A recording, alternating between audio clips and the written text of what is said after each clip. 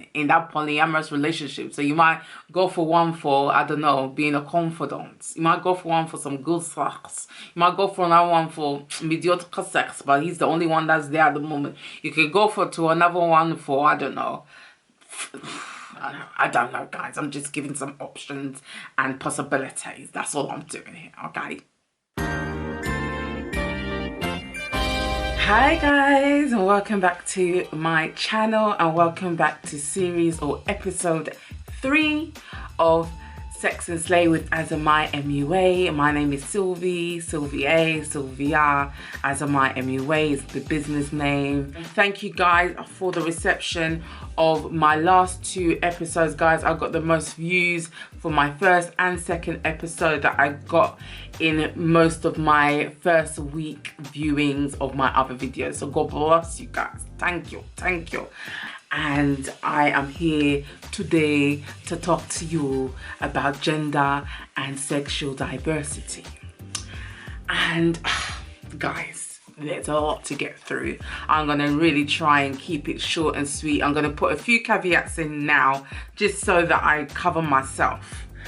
I'm just telling you what is out there. I'm just telling you all the different types of lovely, wonderful, diverse people that are out there. Okay. Listen, I come from traditionally a Christian background, okay? So my teachings growing up was that there was male and female, boy and girl, nothing in between.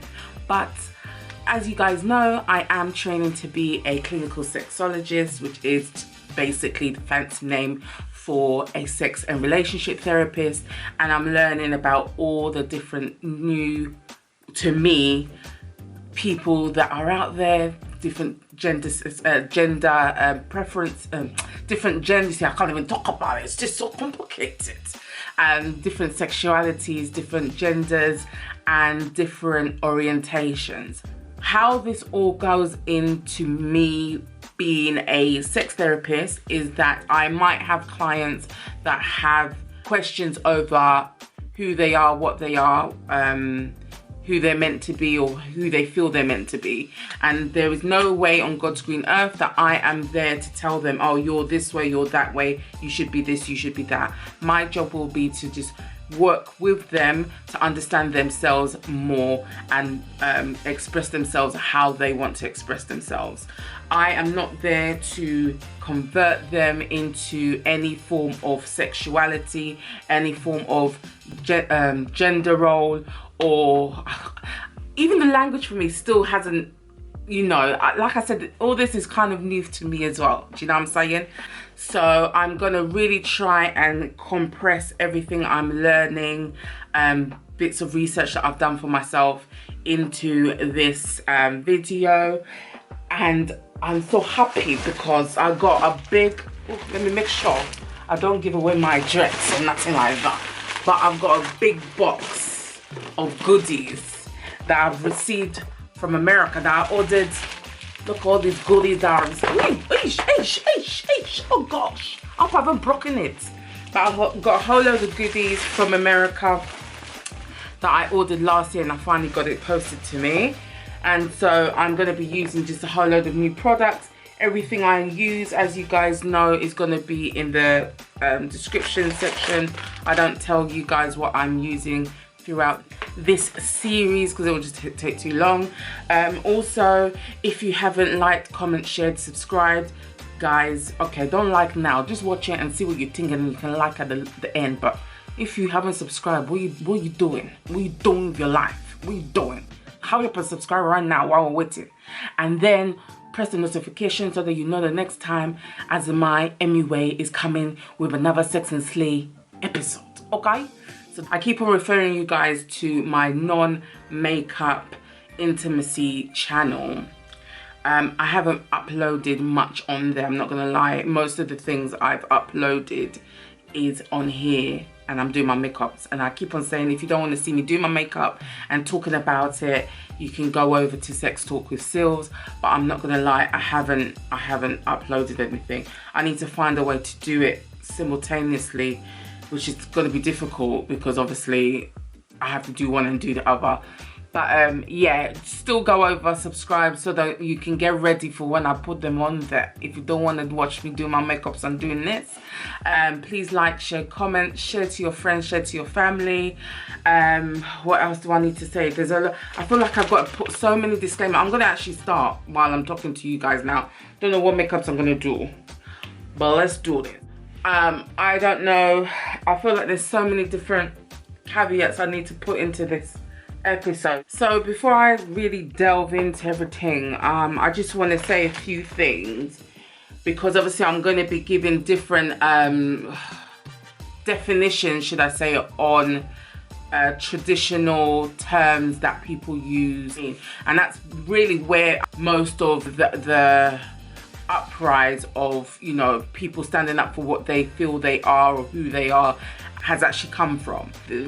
As diverse as there are straight people, so are gay people, you know, and that because they are gay people, they're pansexual, they're straight people, that doesn't define them. You know, they've got other, you know, things about them. It's not just about who they like or who they love or who they feel they are that defines them, if that makes sense. So and a lot of people might not agree with what I'm going to be talking about. So I understand that there's a lot of beliefs out there that will not even accept that there is anything other than boys, girls, women and men out there. I'm not going to argue with you. All I can say is look at me talking about what I'm talking about, doing my makeup, or you want to research it more for yourself, you can do that. If you don't, well, I'm just telling you what I'm learning, you know what I'm saying? And that is it, really. Also, I am not, this video is not to try and let me start. Look at me, I'm just talking and not doing. Yeah, and this video is not, it's not a political message. It's not, it doesn't have any form of agenda. I'm not, you know, pro this, pro that, pre this, pre that. No, I'm just saying what is out there. I'm basically going to be talking about the different terminologies from a clinical sexologist point of view. That is the type of people that I might be having in my practice, wanting to work with me to learn or get to the bottom of why they feel like this or how they feel like this, and who, do you get what I mean? So that's where this video is coming from. I don't know what I'm going to use, but I've got so many goodies here.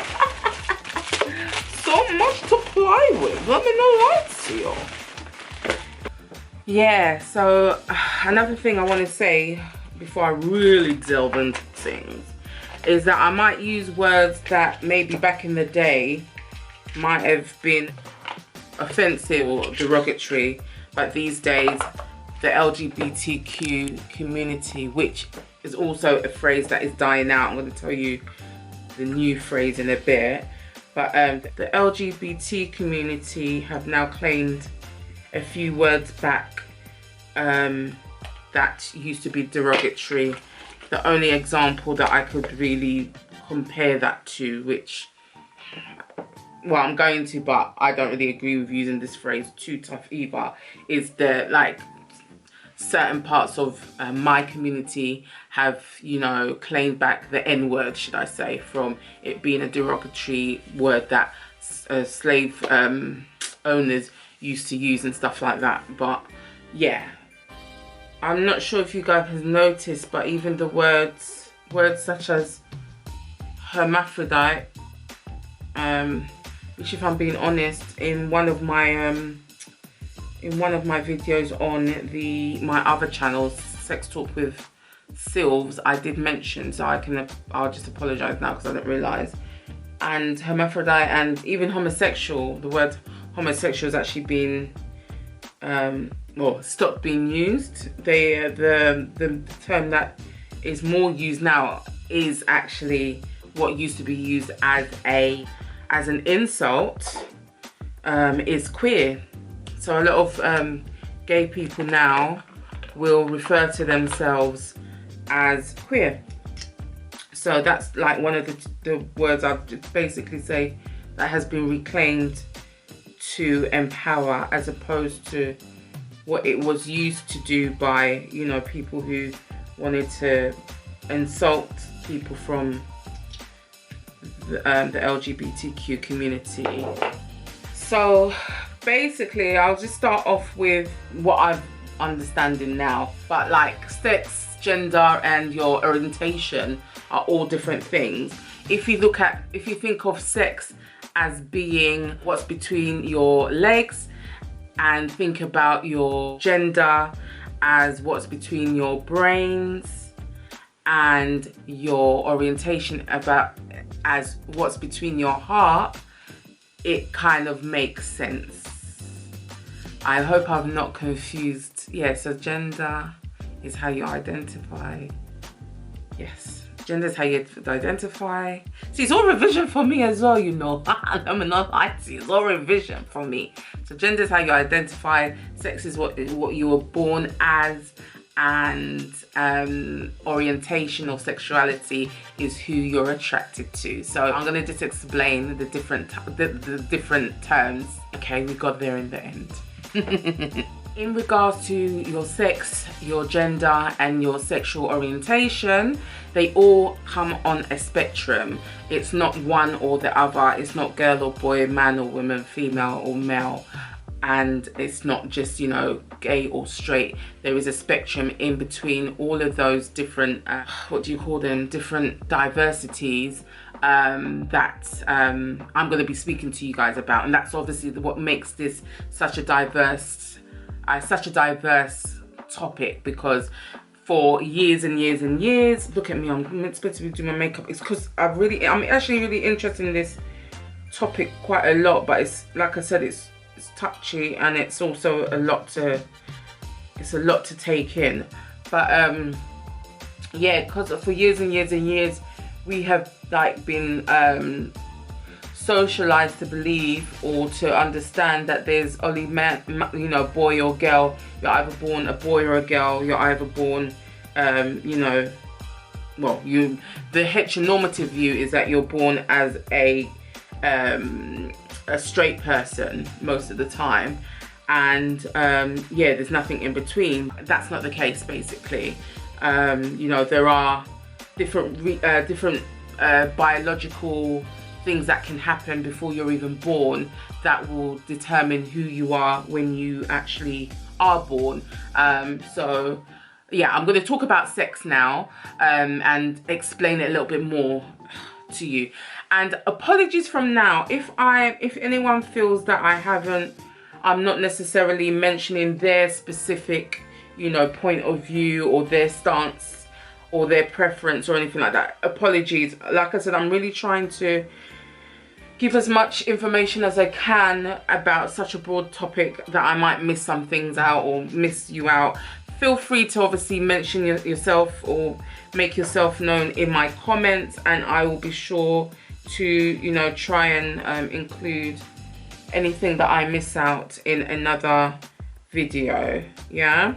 And sex is determined by external genitalia, internal reproduction system, and your chromosomal makeup, the physicalities of how you look at birth. So, you know, being born with a penis or being born with a vagina. We have been conditioned to believe that when you're born with a penis, that automatically makes you a boy, and when you're born with a vagina, that automatically makes you a girl. But biologically, and I'm going to put this in the most lay's term I can, basically the chromosomal makeup determines typically male and female things. Also, having those typical male or female chromosomes within the reproductive process, it doesn't necessarily mean you're going to feel or want to be as quote-unquote male or quote-unquote female.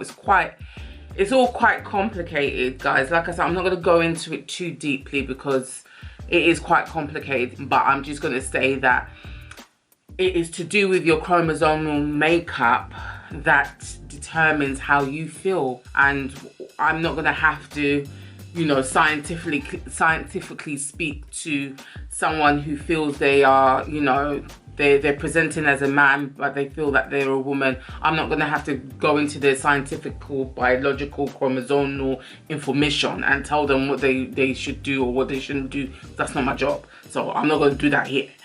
People with like typical XY, typically male chromosomal presentations might actually exhibit more female characteristics. Do you know what I mean? So that is what creates intersex people, and intersex people don't necessarily fit into a typical male body or male characteristics or male presenting person, and also they might not necessarily fit into female characteristics or a female presenting person, if that makes sense. I think you guys know the sports athlete, I forgot her name, I think she's South African, I put her name here. There's so many variations of the presenting look of an intersex person's genitalia, and you know, that in itself shows just how diverse we are. Quickly, just going back to, you know, the chromosomes, we were taught, most of us were taught that, you know, we get 23 chromosomes from our parents each, so 46 in total, and part of that determines if we're going to be, you know, biologically male or biologically female. However, it is a complicated thing. If you know, get one X chromosome from each parent, you will typically be a female, and if you get an X and a Y, then you'll typically be a male. That's what we were taught, basically. However, in that makeup, sometimes the hormones can lead to that not happening. Let me just put it that way. And if that's the case, that's why you can have, you know, transgender people. A person might, you know, look like a boy and actually feel or have the chromosomes makeup of a girl. And I'm going to mention this as well, because I'm not going to lie to you, when it comes to like transgender people and all of that stuff, initially I'll just put it this way, I was a critic. I was like, what do you mean? It didn't make no sense to me a few years ago, I'm not going to lie. I even went as far as saying like, is this not some sort of a mental something or something? But to be honest, I've learned otherwise, and I've learned from actually, you know, speaking to transgender people, as well as watching different transgender programs.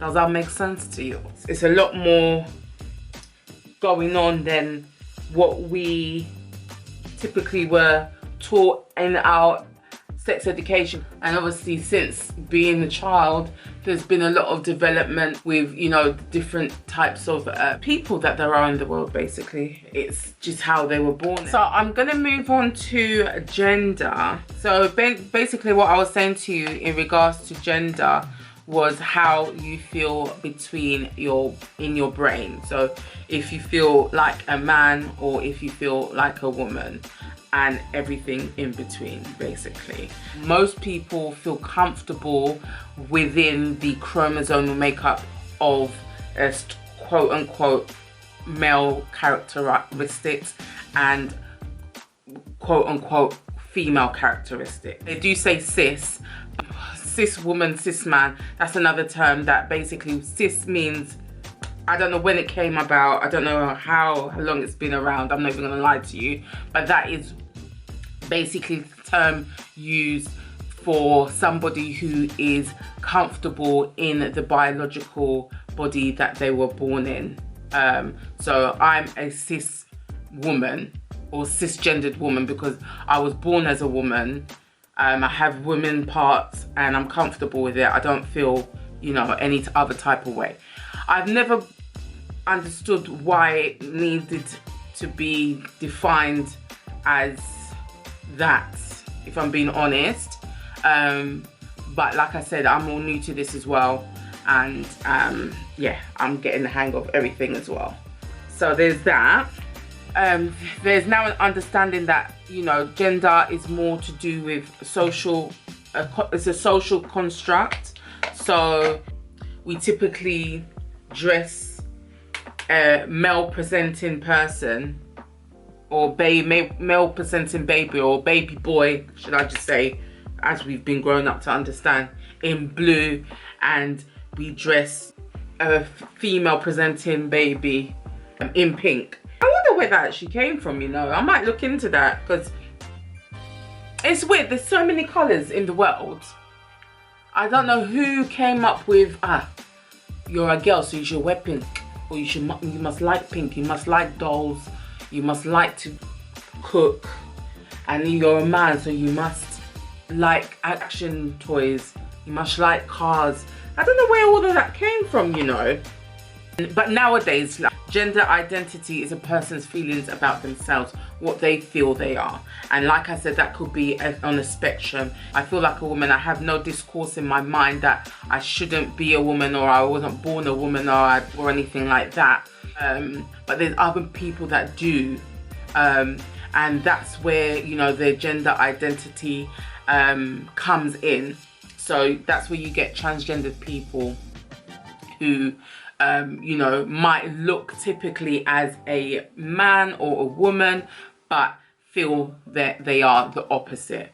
So, you know, your gender identity is something on your insides, how you feel on your inside. Someone can't tell you how you feel on the inside, if that makes sense. And that's what, you know, unfortunately society has been, you know, conditioned to do. I mean, it's not... The thing is, me saying all of this is me explaining all these new things that I'm even learning myself. There's nothing wrong with how our societal upbringing has caused us to think, but at the same time, it also pushes us into specific boxes of what men should look like, what men should do, how men should feel, what women should look like, what women should feel, but we are diverse in ourselves. We are all individuals. Do you get what I mean? And so a non-binary person chooses not to actually take the label of the traditional man or traditional woman. So people who are non-binary sometimes like to be called genderqueer. They don't conform to being a typical man or a typical female. They just go with the flow. They just do what they want to do, if you get what I mean. I hope I'm making sense here. I know I am in my head, but I hope it's transmitted to you guys out there. I hope so. I'll put a description here anyway, one of these sides, and you know, we'll all be on the same page. Okay. And then you have gender fluid people who whose gender identity changes from day to day. So sometimes they feel like they more like a female, or want to present themselves more as a female. Sometimes they want to present themselves more as a male looking person. So yeah, their gender identity is basically not fixed, and it kind of just changes as and when they feel like it. Really, it changes with time, you know, occasions and things of that nature, guys. I hope I'm making this clear, guys. Feel free, any transgender, cisgendered, genderqueer, non-binary, and also gender fluid people, to tell me down below what you think about what I'm talking about. Let me know if I'm saying everything how you would want to be presented. Apologies if I'm not, but yeah. So yeah, that's it really.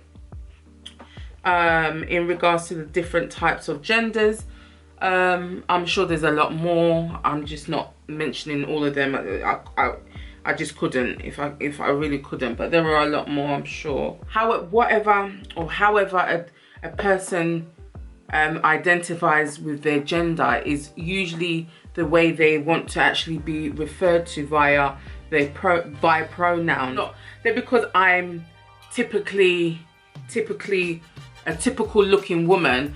If I felt like a man, or I wanted to present myself as a man, I'd probably use pronouns of a man as he or him. So that's what most transgender people would do. Most non-binary people prefer they or them. Yeah, trans women obviously prefer she or her. And it's not for us to, you know, assume someone's pronouns from the way they look. It's better these days to ask how people want to be referred. There are a lot of pronouns though. I've just used the typical type. Like I said, binary or non-binary is usually they or them. Transgender is usually, you know, he or she, the opposite of, you know, what they were born. Cis is usually what it is, him, her, she, he kind of like thing. But there are a few more. If I think there's Z. There's a few more. I will find there something and put it somewhere about that one. Okay. So obviously with the gender that you want to be identified as, you also, oh, maybe I should have closed my mouth to do that. But you also have gender expression. So that is however you choose to express yourself within the gender that you identify with, and that's to do with how you do your hair, the clothes you wear. Some people prefer, like non-binary people, and this is very stereotypical, but like I said, it's not every non-binary person I'm referring to, but some non-binary people like to dress more androgynous. Most transgender men prefer to dress in this quote unquote, should I say, typical male clothing, and transgender woman, female clothing. I mean, what else can I say about it? I think that's it really. It can also be to do with your mannerisms, and you know, all of this can either be correspondent to the person's or our, because I'm talking about people, aren't I? So it can be corresponding to the gender one identifies with, or it might not. Obviously, you know, if, like, for example, me being a woman or cisgendered woman, person, female, I like to present myself wearing stereotypically directed clothing that typically a woman wears. Female clothes, guys, basically. That's an affirmation of me feeling like I am a woman and knowing that I am a woman and them things there. Do you get what I mean? And obviously transgender people might then also want to change their hairstyles, change, you know, start putting on makeup if they're transgender females, and also might even take the step or the leap of actually undergo surgery to change their genitalia to fit in with how they feel they are. I feel like I'm saying quite a lot in this video. I apologize, guys. I just feel like I'm, in a way, walking on eggshells to get things right so that I'm not offending anybody. But if I do, I apologize. That is not my intention whatsoever, guys. I'm just telling you guys what is out there. So like I said, some transgender people might decide to, you know, even take hormones to feel more like the gender they identify with. Transgender men can actually start taking testosterone. Transgender women can, you know, take necessary hormonal medication to make them feel more like the gender they identify with, and things like that. So I'm going to go on to sexual orientation, and sexual orientation is basically who you are attracted to. So yeah, that's basically the long and short of it. I'm just going to go into a little bit more about it now. Okay, good. So yeah, your sexual orientation is basically who you're sexually attracted to. So so if you're a man and you're attracted to a female, or if you're female and you're attracted to a man, you're typically known as being straight, or typically known as being heterosexual. Straight people make up the most common sexual orientation. I've never known why it's called being straight, to be honest. because it makes it seem like every other orientation is, I don't know, it just seems, for me personally, I don't know how you guys, it's like when people say white people and then people of color, like white people are the top and people of color or something a bit lower down. No, not to me, I'm sorry about that. We're all people of color.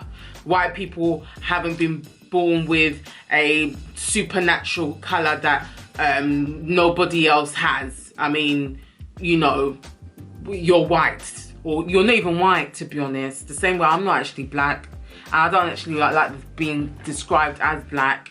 It's a social constraint that we've again put on ourselves to actually adopt the term that, you know, slave traders and slave owners actually gave black people, to be fair, if I'm going to really get deep with it. But today I'm talking about sexual diversity and things of that nature, so let me not go too deep into that. But yeah, there's other orientations, I'm going to go into it. Let me not get too deep. I felt like I was getting a bit too political right there. Let me just hold that. Let me just slow down. So let me just calm down, as they say. So a man attracted to another man, or a female attracted to another female, are known as gay and lesbian. As I was saying to you in the beginning, there are different terms that are now, were used in the past, but are now starting to go out of fashion. And one of them definitely is homosexual or homosexuality. People who are gay or lesbian like to now be identified as queer.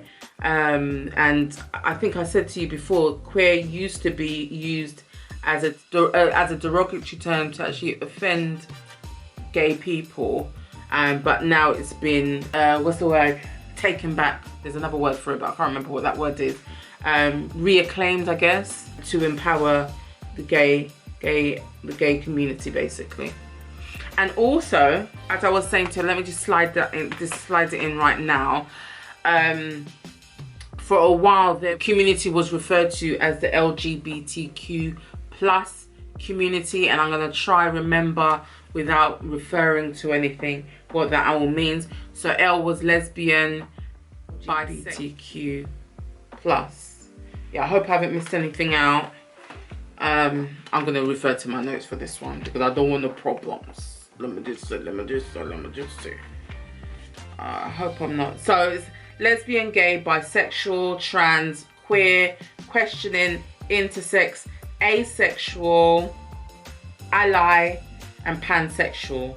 So it's LGBTQIAAP, but usually you say LGBTQ plus. But now there is a new term that is starting to come out to put all of those communities under one umbrella, and that is gender sexual relationship diversities. So easy.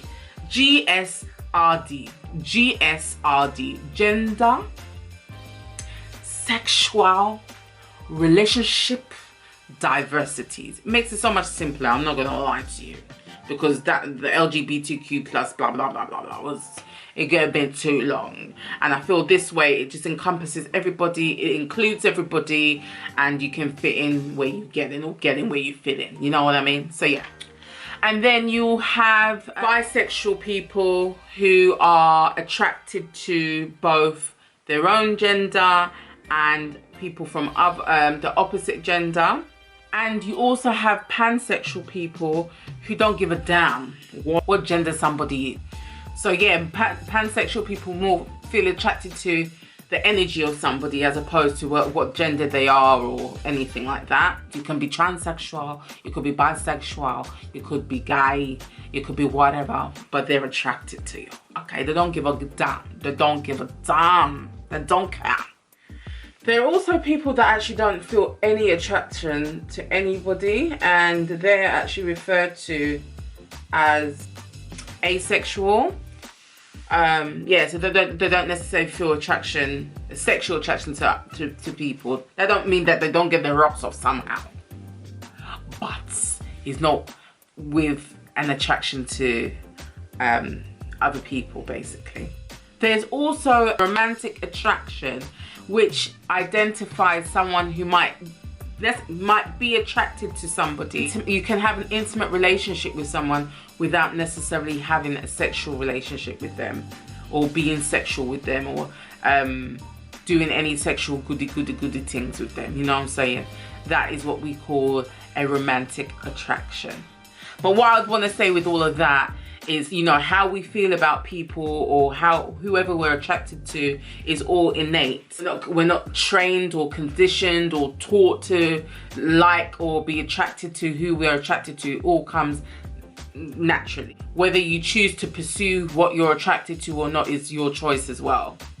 Apologies if I haven't added any other form of sexual orientation. There is a lot more, guys. Like I said, I wanted to just compress it into the most common, should I say. There is a lot more. Apologies if I haven't added you, but there are a few more. I can't remember off the top of my head. So I'm just going to move on, if that's all right. Apologies again. Okay. Oh, thanks. So it's a bit confusing, but I'm going to try and simplify it. Like, obviously, when you're transgendered as well, there is the additional question around your orientation.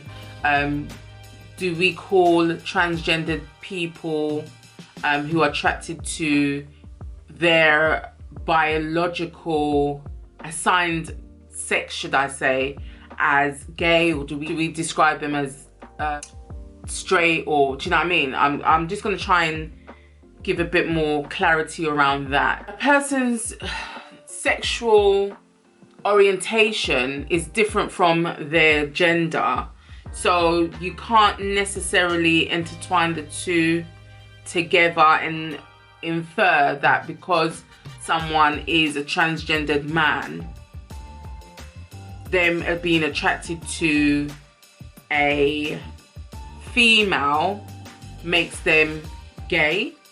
It's what they see themselves as. So it would be that they are actually straight. And so transgendered men attracted to women would be straight. Basically, I'm sure I'm going to have a lot of people that disagree with that. I'm not here to change your mind. I'm not here to say I agree or disagree. It is what it is. And, you know, that is just that. Okay, I'm going to move on to sexual behaviour. So sexual behaviour refers to the people that people have sexual relations with, basically. Just because someone might be attracted to someone, that doesn't necessarily mean they're going to have any sexual behaviour towards them.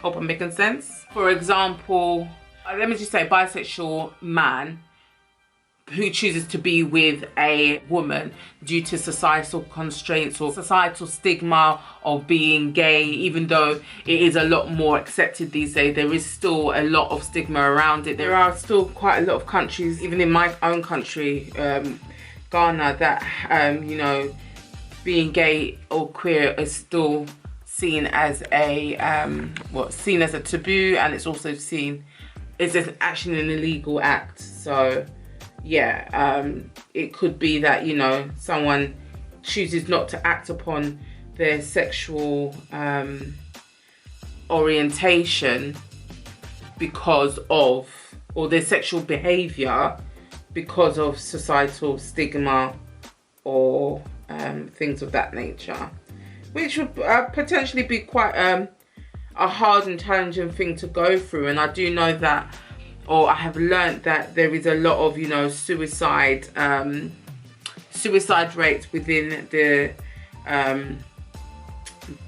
GSRD community do have a very high, you know, suicidal rate, suffer a lot of mental health issues because, you know, they just feel like they're not living the lives they want to live and things of that nature. You obviously have, like, you know, religious constraints as well that says that, you know, being attracted to same sex and things of that nature is a sin, and due to that people, even people in that faith, choose not to act on their desires for fear of, you know, being chastised or being looked down upon, being condemned or being victimized by family or even friends or the communities that they, you know, they relate to or they identify with, if that makes sense. And to be fair, that's where I will come in as a clinical sexologist and just work with that client to see, you know, the possibilities of what they want to do, kind of like thing. I'm going to still continue about the different sexual orientations and sexual behaviour, but I also wanted just to add that, you know, as a clinical sexologist, I'm going to be working with people who don't just necessarily have the worries of being, let's say, transgender. They could also, you know, have the worries of being disabled, the worries of being of an ethnic group.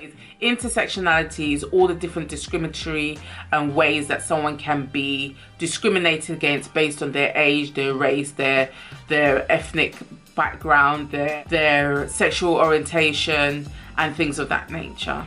So it's, you know, all the different types of, you know, discriminations that someone can actually suffer due to who they are.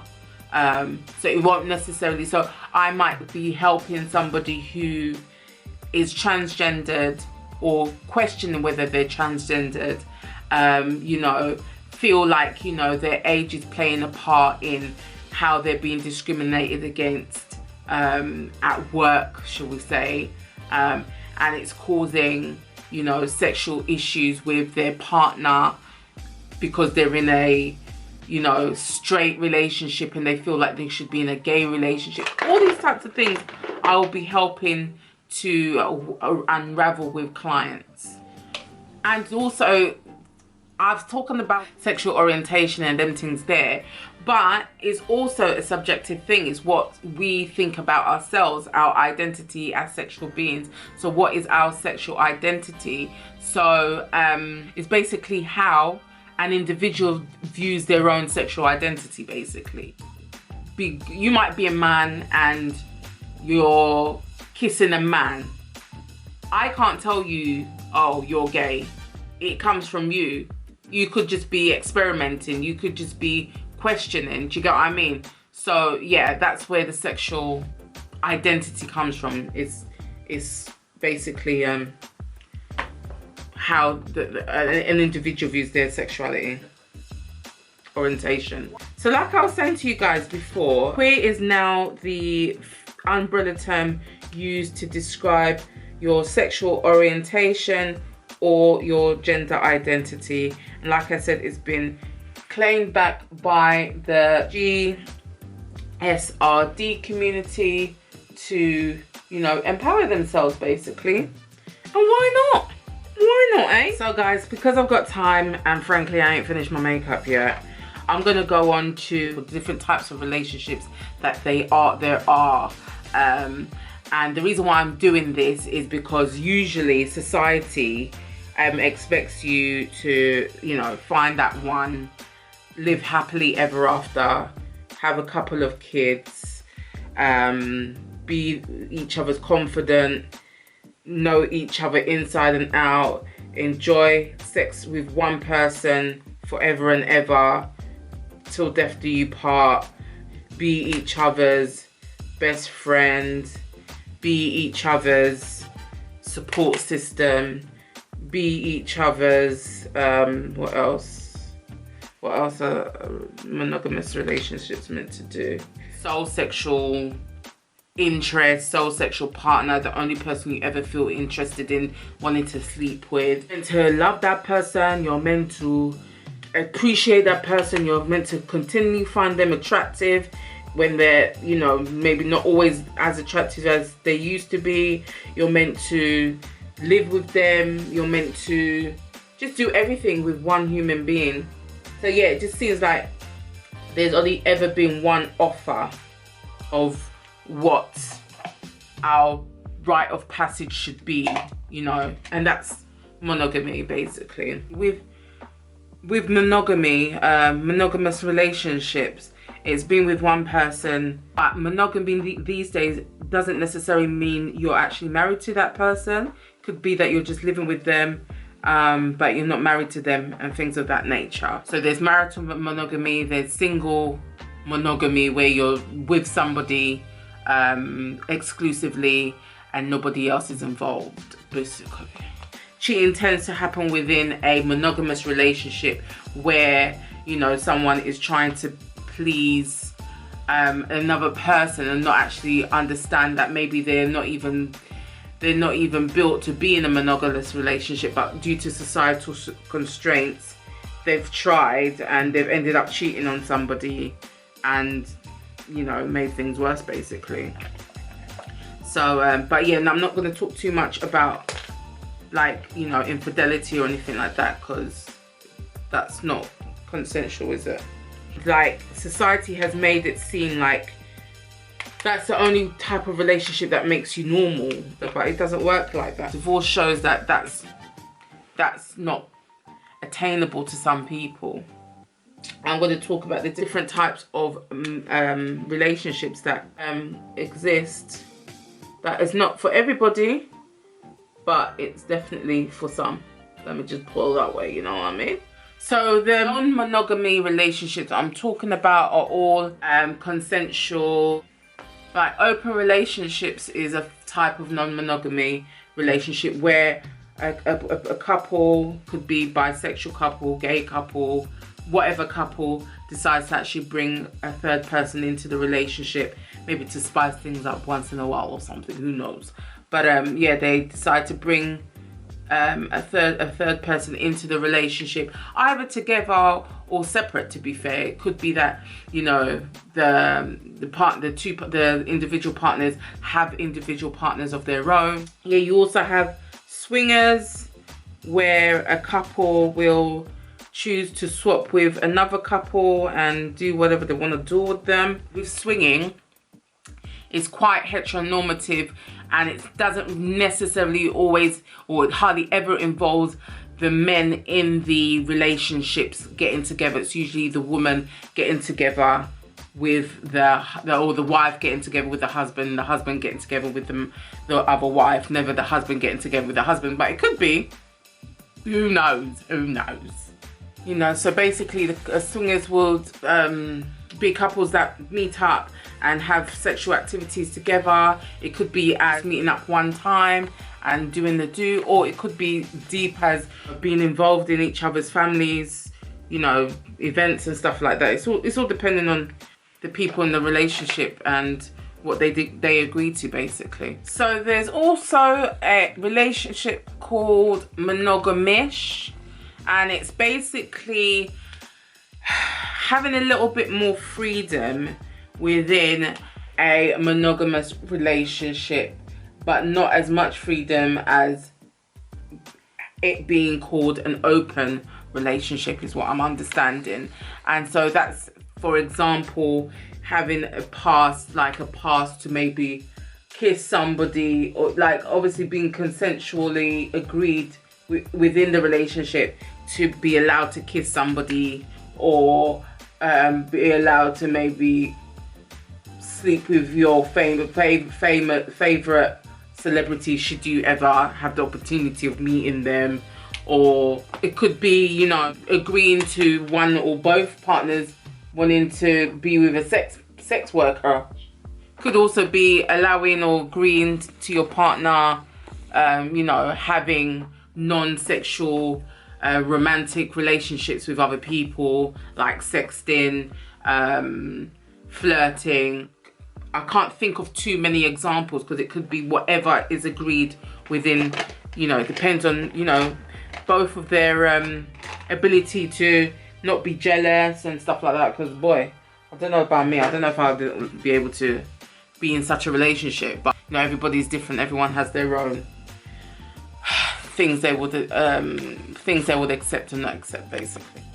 Yeah, so with singlehood, it's being single but maybe having friends with benefits. So yeah, you're not necessarily in a relationship with anybody necessarily, but you might have relationships with, or sexual relationships with a number of people, casual relationships. Dating is probably the most common type, to be fair, of non-monogamous relationship, or even celibacy. Do you know what I'm saying? It's like being single or dating, shall we say, like I said before, is a form of, you know, dating numerous people, not necessarily sleeping with all of them and them things there. Yeah, I went and changed as well, guys, because it's 5 o'clock in the morning. I thought, let me just hurry up and go and get changed. So you also have relationships within sex work industry, which can, you know, be from, you know, sexual activities to phone calls to BDSM practices, phone sex operating, professional stripping, a lot of other stuff, guys. And obviously it's in a relationship which is usually has a monetary element to it as well, but it's still, you know, a relationship.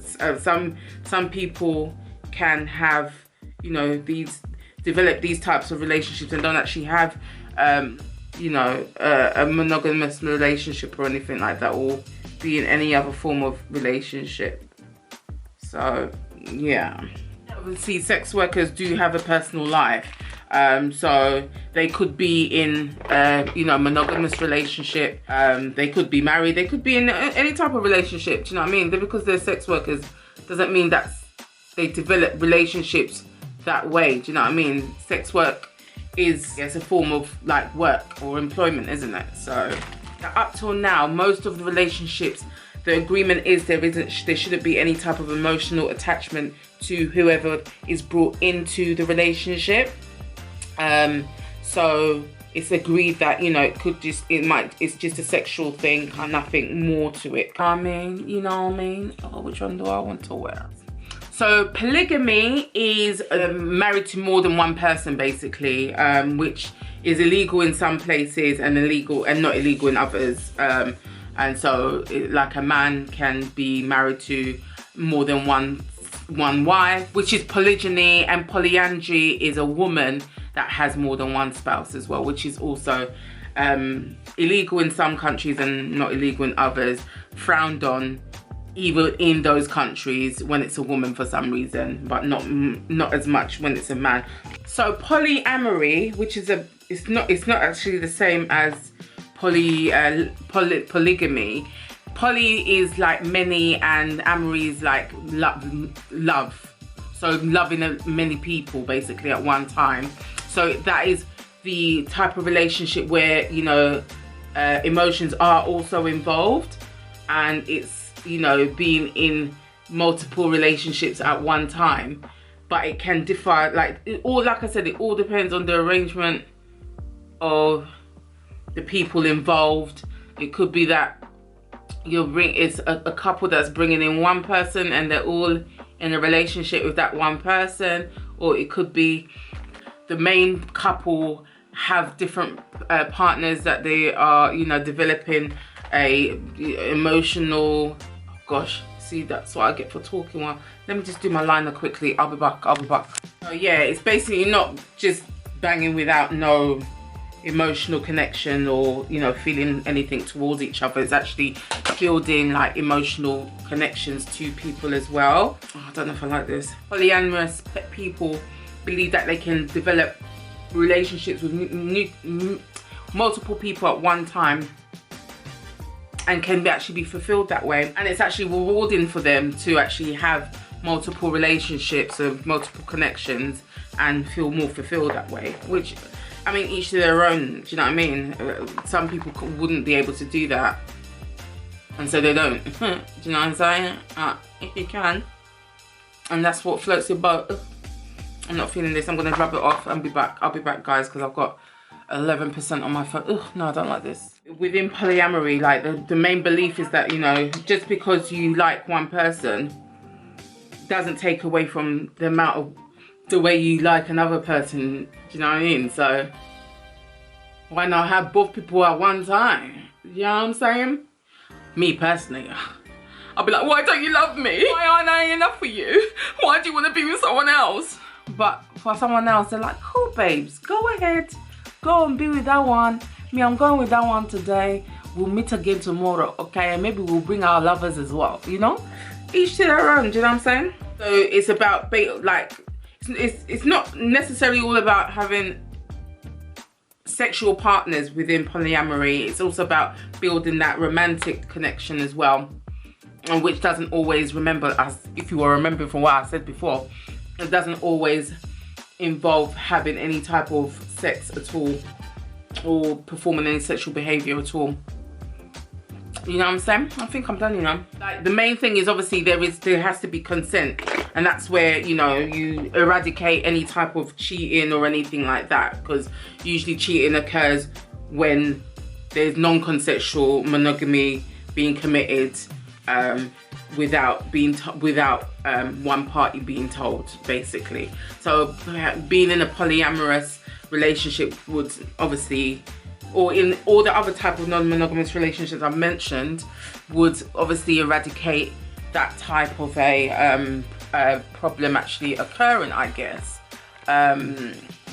Yeah, I guess that's what would happen, isn't it? You know what I'm saying? So, trying to think of if I've remembered everything. Like, but yeah, with polyamory, there's so many different ways that it can actually occur.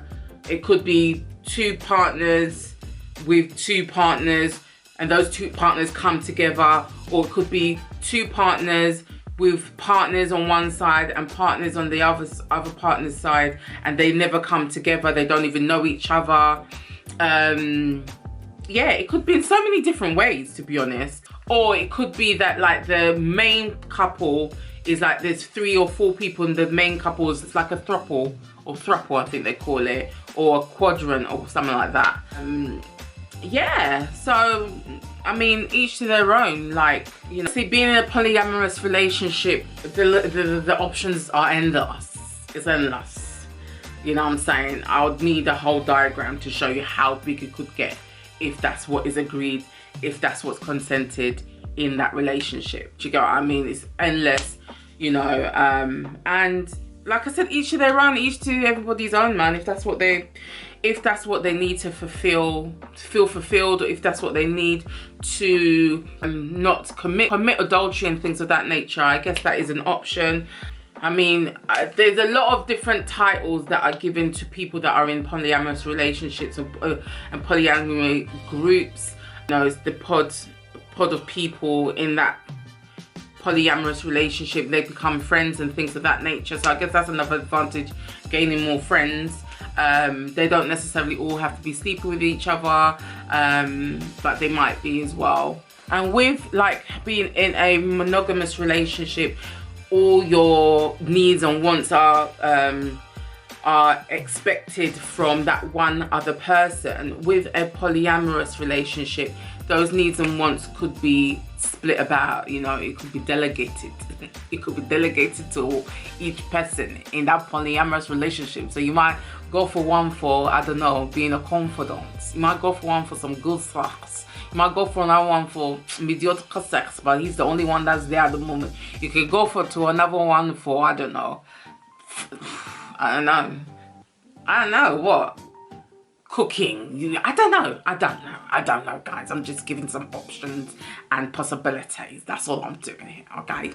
And so much as a polyamorous relationship being open to different relationships, it could also actually be closed and be just like 3 people, 4 people, and that's it. No one else is allowed. Your name's not down. You're not coming in, kind of like thing. You know what I'm saying? Or they could agree to have open relationships within the polyamorous relationship, where they can go off and maybe have flings with people, or, you know, kiss somebody, or, you know, the options are endless. Let me just put it that way. But even in saying all of this, yeah, polyamorous relationships don't necessarily involve sexual behaviors at all, because you could have maybe, for example, an asexual person that's in a polyamorous relationship and they don't feel any form of sexual attraction to the people that they're with, but obviously they have a romantic connection to them. Do you get what I mean? So it's whatever, you know, is needed from a relationship is what a polyamorous relationship can actually provide.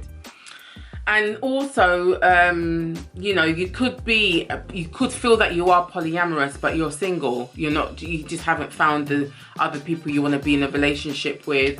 Also, what else? You could be, there's just, listen, the possibilities are just endless, guys. Let me just put it that way. I hope you guys go over to my last video when I was referring to all things about having a baby or not wanting to have a baby and protecting yourself. I spoke about STIs there. If you want to be in a polyamorous relationship, even if you want to be in a monogamous relationship, it would be advised to obviously protect yourself, and that's the main important thing, and being consensual in everything you guys decide to do. That's all that really matters, really, isn't it?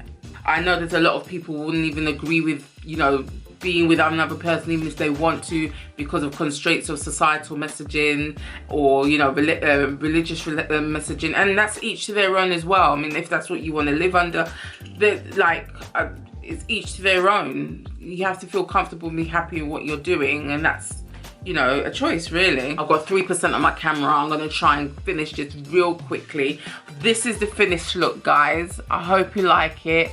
Today I spoke about the difference between sexuality, gender, and sexual orientation. I also spoke about the different types of relationships there are. I also wanted to remind you guys that gender and sex are different. Gender is to do with what's between your brains, how you feel about yourself. Sex is what you were assigned to birth, and that doesn't necessarily mean that they're going to coincide with each other. And sexual orientation is to do with what you are attracted to.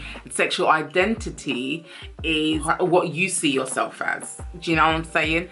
So like I said, this video might not be for everybody. I'm still learning. I'm not saying you should agree with what I'm saying or not agree. All I'm saying is for you to like, subscribe, and comment, whether you like it or not. Dislike and subscribe. Share it if you don't even like it. Make it go viral, even if you don't even like it, okay? But seriously, guys, I wanted just to bring this to you to give you an option of the different types of, you know, sexual relationships and things of that nature that is there. I'm not telling anybody to go out and explore for themselves. That's not my business. If you want to explore, I didn't tell you. I just told you what's out there. That's all I did. That's all I did.